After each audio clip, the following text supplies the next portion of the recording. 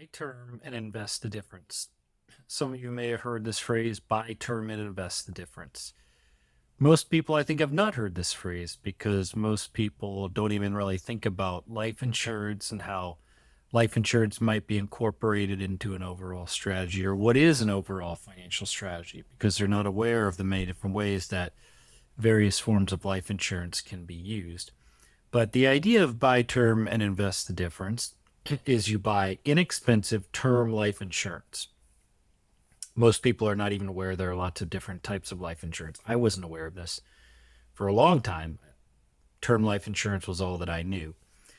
But you're going to take term life insurance and invest the difference, meaning look at what a whole life insurance policy would cost, which would be significantly more than a term life insurance policy, and instead buy inexpensive term life insurance policy and invest that difference that would have gone into a whole life insurance policy into some market-based asset instead. Maybe you put it into a retirement account, maybe you put it into mutual funds, etc.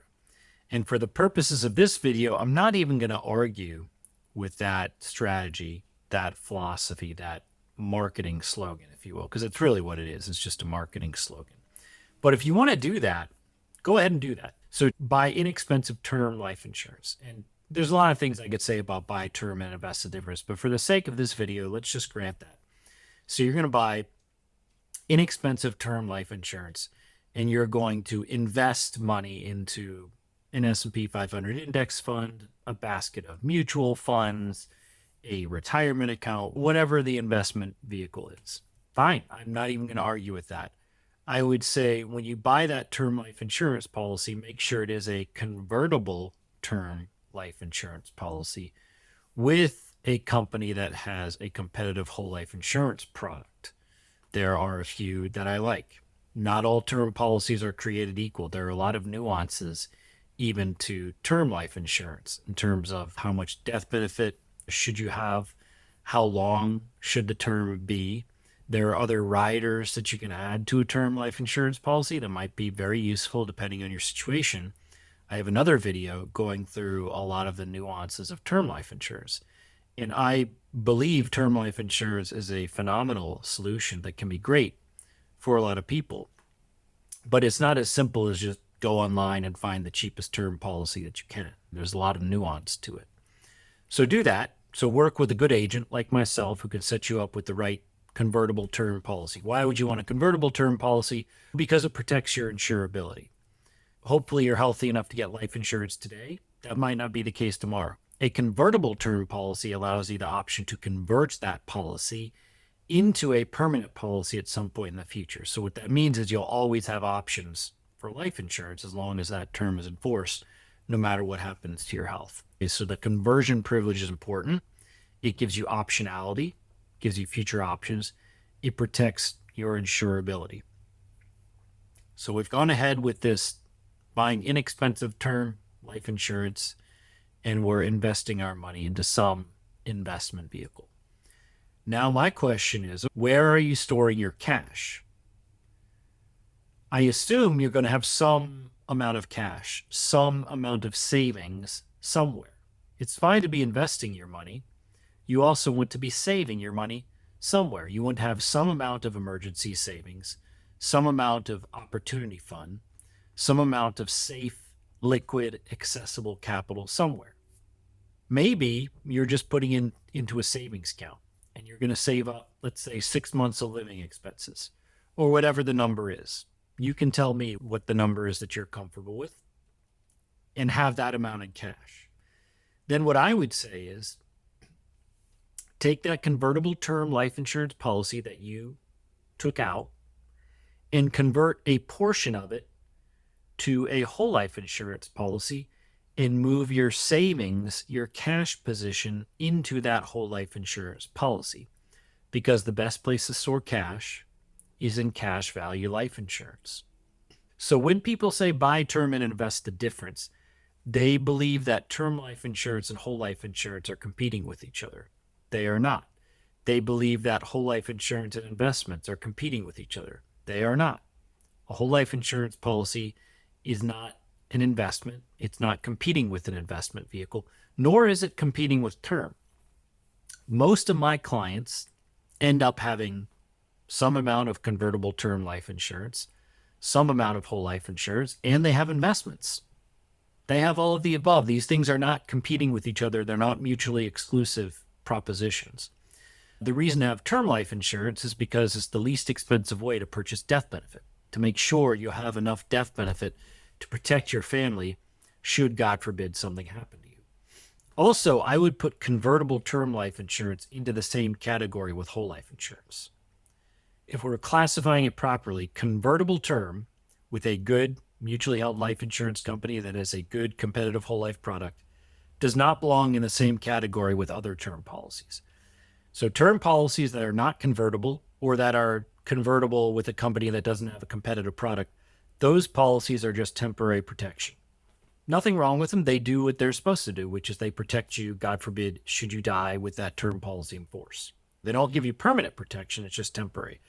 But convertible term policies in the category I just described, they belong in the same category with whole life insurance. I agree with Bobby Samuelson, who's an actuary in the life insurance business. He said the same thing in one of his articles, and I agree with him. Convertible term is not the same as non-convertible term. It belongs in the same category with whole life insurance because it gives you that optionality. So what we're going to do is buy term and invest the difference. We're going to have a convertible term life insurance policy for our full human life value that's protecting us and our family should, God forbid, something happen to us. Then we're going to be investing money into some investment vehicle, whatever that is. That's particular to you. You decide what investment is right for you, what suits your investor DNA. That's fine. Now, where are we saving our money? Where are we keeping our safe money, our savings? Because you do need some amount of safe money. You don't want all your money at risk in investments. We're going to now convert a portion of that term policy into a whole life insurance policy and start moving our cash, our savings, into that whole life insurance policy. Why would we do that? Well, presumably, if you're saving money, you're going to have it in a savings account. What does that savings account give you? Well, it's typically paying you an interest rate, a modest interest rate, 3-4%, sometimes 0%, depending on where interest rates are. And that's all it's giving you. I suppose there's also the safety of knowing if the market crashes, the value of your savings account is not going to crash. So that there's certainly that as well. But basically, you're being paid an interest rate. And really, you're not necessarily putting your money into the savings account to get a super high interest rate. That's not the goal. You're keeping it there because it's safe. It's not going to lose value if the market crashes. And then if you have some kind of emergency, you'll have money that you can use should you need it. Potentially, if some great investment opportunity comes up all of a sudden, you'll have capital you can use to go take advantage of that investment opportunity. So if you move that money strategically from your savings account and rotate it over into whole life insurance, now you are still getting paid a competitive interest rate, probably 4% or more over the long run. And that's a tax-free interest rate because it's inside of a life insurance policy. So the gains in your cash value of your whole life insurance policy are not being taxed. It also comes with a permanent leveraged death benefit. That death benefit is permanent, so it's not like a term death benefit. Death benefit on a term policy in over 98% of cases will not be paid out. But on a whole life insurance policy, it's a permanent death benefit, which means it will be paid. The only question is when and how much. And over time, as your policy keeps earning interest and dividends, it all keeps compounding tax-free inside your policy. So already we're doing better than the savings account because we have interest and dividends at a rate that's competitive with a savings account, not competitive with an investment account. I'm not telling you you're going to get 25% returns. No, it'll be competitive with a savings account. 4 to 6% tax-free. Chris Kirkpatrick and I showed an example of a Mass Mutual whole life policy that earned over 6% tax-free over the long run over 36 years. 4 to 6%, somewhere in that range, which is very competitive for a savings account, especially we consider it's not taxable. Then we have that leveraged death benefit. That death benefit also gives us long-term care protection. So when you enter old age, when you enter retirement, the long-term care issue can be huge. It can really blow up a lot of retirement plans. As Tom Hagna says, if you don't have a long-term care plan, you don't have a retirement plan. Well, that death benefit in your whole life insurance policy can be utilized to pay for long-term care should the need arise in old age. You also have creditor protection. Depends on the state you live in, but generally speaking, cash value inside of a life insurance policy is creditor protected because it's inside of a life insurance policy. It's a sacrosanct asset. It's intended to protect widows and orphans, so creditors cannot come after it. There are legal protections. And then you have the policy loan feature. So if you have $20,000 inside of a savings account and you need to use it, you're going to withdraw $20,000. Now you have no money left in your savings account that's earning for you. You had to withdraw it. If you have $20,000 in a whole life insurance policy in cash value, what you can do is you can borrow against that $20,000 using a policy loan. Meanwhile, the full $20,000 principal balance keeps earning for you even while you're using it. So you do not interrupt the compound interest curve. It keeps going on uninterrupted even while you're using the money. And then you can pay that loan back if and when you please. There are no repayment terms on that loan whatsoever. You can borrow against your policy up to the cash value you have available and then pay it back whenever you feel like it. There's no credit check. It's not a debt. It doesn't show up on any credit report.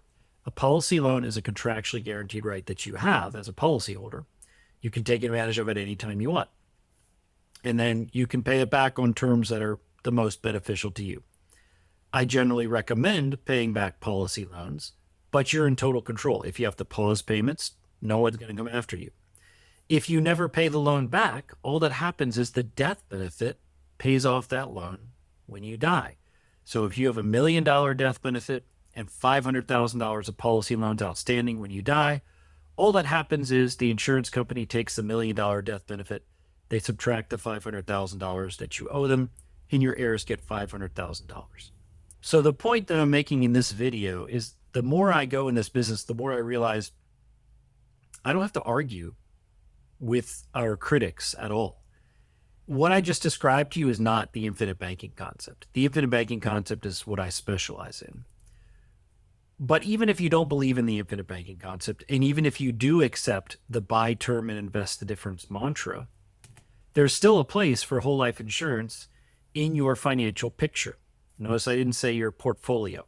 Portfolio is a limiting word because the standard conventional wisdom automatically limits everyone to thinking just in terms of investments. We got to think bigger than that. Your financial picture is bigger than just what's in your Fidelity account. Wall Street wants you narrowly focused on that. That's not how you're going to get rich. That's not how people get wealthy, with rare exceptions. What happens outside of your Fidelity account is generally how you get wealthy. How are you increasing your cash flow? That's what it's about. How are you increasing the cash flowing to you in your personal economy? And there are many different ways of doing that. The infinite banking concept won't necessarily create cash flow for you, but it will greatly optimize whatever cash flow you have coming through your personal economy. But here I'm just talking about a savings account.